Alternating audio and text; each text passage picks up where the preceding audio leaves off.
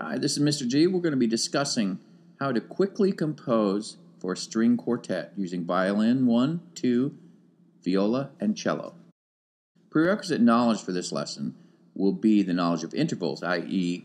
seconds and thirds and fourths, note names for bass, treble, and C clef, as well as how sharps and flats operate. There are going to be 9 steps we're going to follow.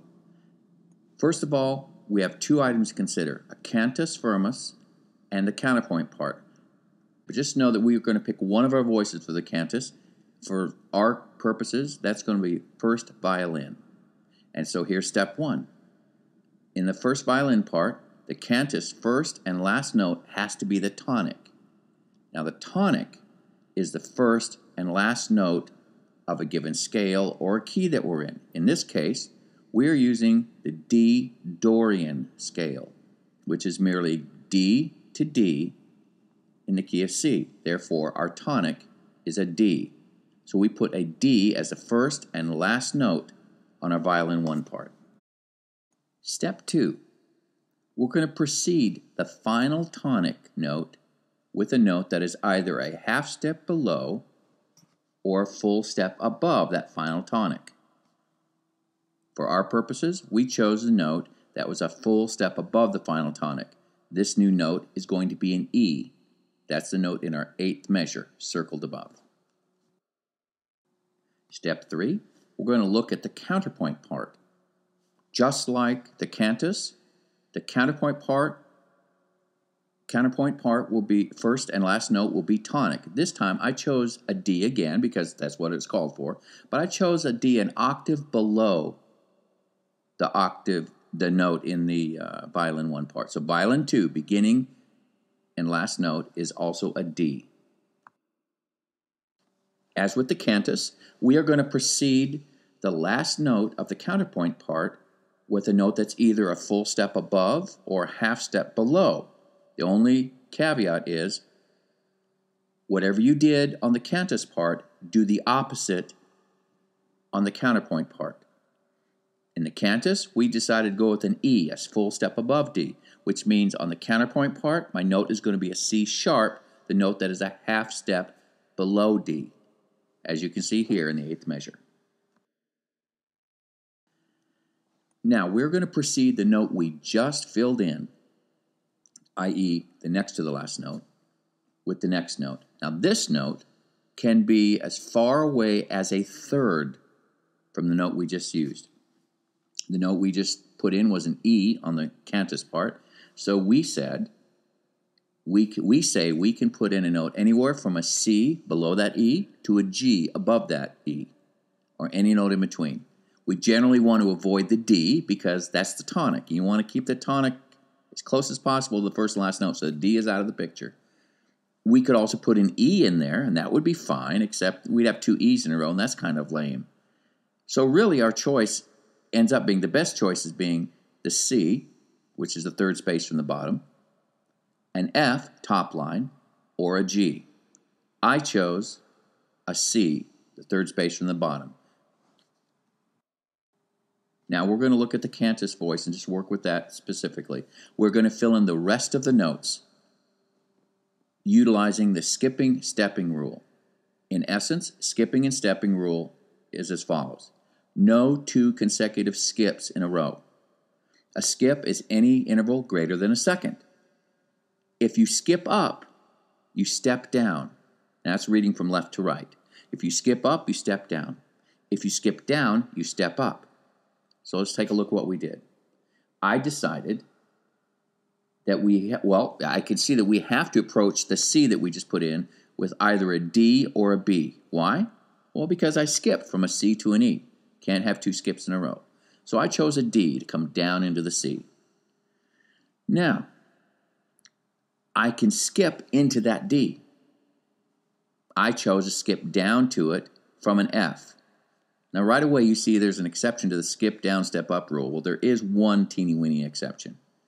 If your skip is a third, you can step down or step up away from it, which is what we did here.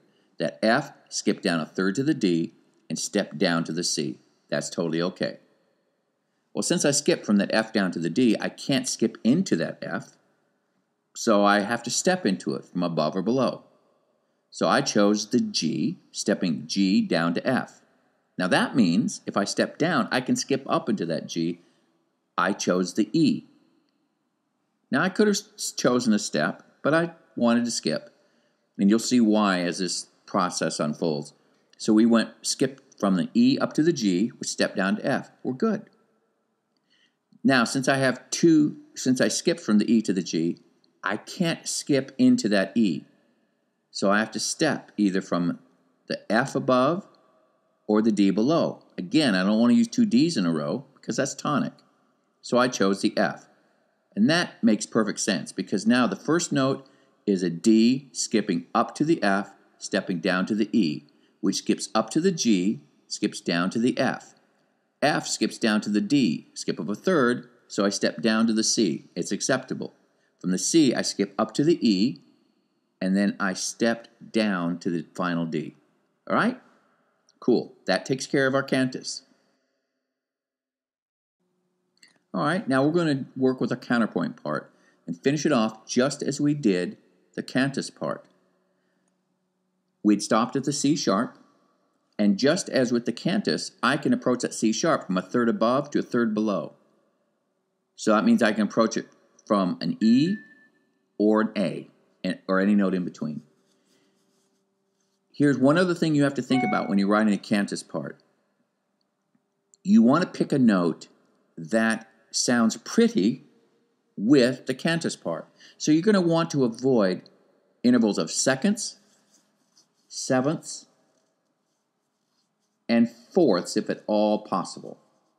Fourth is not nearly so bad as seconds and sevenths. So what note do I pick? Well, and the other thought is you want to write motion-wise as counter as possible. If the cantus moves up, you want the counterpoint to move down.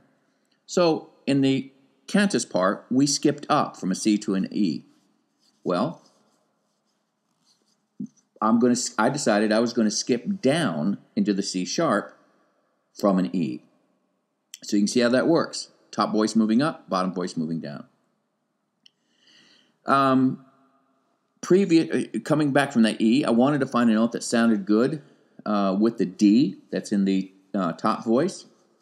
And an F sounds incredible. An F is a third above a D. So thirds or sixths always sound great. So I've selected an F. Now, notice that the F is going down to an E, and the D is going down to a C in the violin 1 part, F to E in the violin 2. That's acceptable. These are parallel sixths. That's always good. Parallel thirds, parallel sixths are awesome. So we're okay with that. Now, you notice how I skipped down from the F to the D in the violin 1. I decided I'm going to skip up into that F on the violin 2 part. And I skipped up from a D up to an F. Why? Well, the D in the bottom voice and the F in the top voice, those always sound good together. It's pretty. So what did I do? Then I take a look, I back up one more step. I stepped down into that F on the violin from the G. So I'm going to step up to the D from a C in the bottom voice. Preceding that, look at that, third measure. I skipped up from an E to a G. Well, what sounds really good with an E? Well, a third or a sixth. Sounds awesome. So I decided I went to a G in the violin 2 part, and I skipped down to the C. And that sounds good. Preceding that, I stepped down from an F to an E in the violin 1 part. I decided I would step down from an A to a G. Again, parallel thirds or sixths. That's all great. And I skipped up from the D in the violin 2 up to the A. Skipped up from a D to an F. This is not parallel, where you're going in the same direction,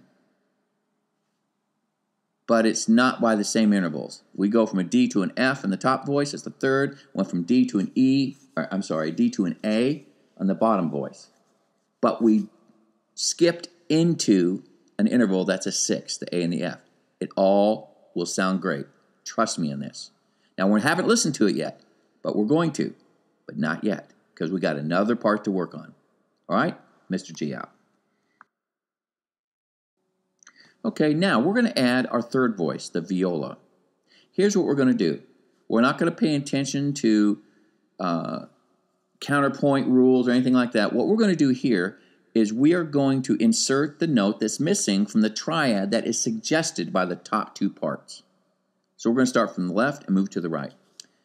First measure 1, violin 1, violin 2. We have two Ds. Well, it's going to be a D minor of some kind. So I'm going to put an F in the viola part. The second measure, we have an A and an F. Well, an A and an F, that could be, if I put a C in there, then it's an F chord. If I put a D in there, it's a D minor chord. Well, I'm going to put a C in there in the second measure because I don't want two D minors in a row. Now we take a look at the third measure. We have a G and an E. Well, that's either going to, in G and an E in the violin 1 and 2 part, that's going to suggest an E minor chord, or it's going to suggest a C major chord. I decided it was going to be a C major chord, and I put a C in there. The fourth measure, we have a C and a G. Well, once again, we have another C chord, it looks like. So I put in the missing note. It's an E. The next measure is a D and an F. Actually, could suggest a D minor chord. What note's missing? An A. So I put an A in that measure. Following measure, we have an F and a D. Well, it could be a D minor. In that case, the missing note would be an A. Or it could be a B diminished chord, which is in this scale. So there we have a B, and we have a D and an F. The next measure, well, we have an E and a C. Suggests maybe a C chord. The missing note is a G. I put it in. Next to last measure, we have a C sharp and an E. Well, that's an A chord, so I put an A, the missing note. And then we have two Ds on the last chord from the top two parts, so I put in an F to make it a D minor chord at the end. All right, now, a cool, fun part is here with the fourth voice. This is the bass voice of the string quartet. So I'm going to start off with saying that, generally speaking, we're going to put the root of whatever chord is in there. But the truth is, once you figure out what chord we're playing with, I could put in any one of those chords' notes that I want, just to make it as interesting as I want it to be. So I'm going to start off here. The first chord is a D minor. Well, we have two Ds and an F. Well, there's a missing note in that triad, so I put an A in the bass, the cello voice, excuse me. The next chord is obviously an F, so I put an F, the root. Third measure is a C chord.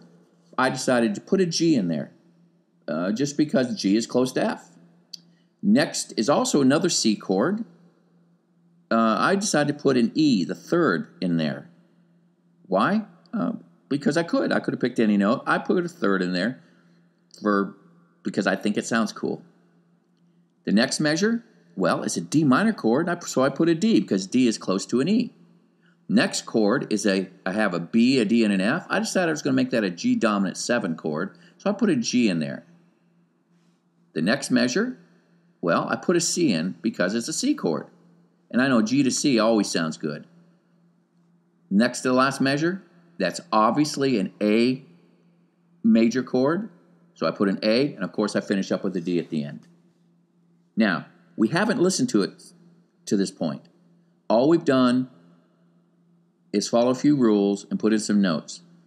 Now we're going to listen to it so you can hear what it sounds like.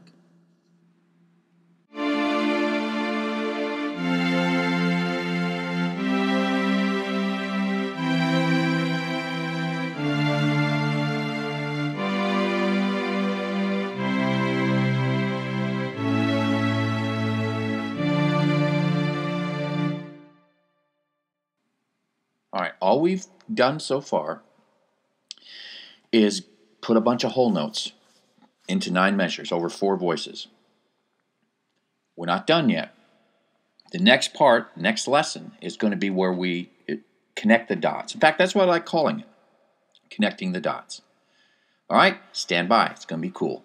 Mr. G out.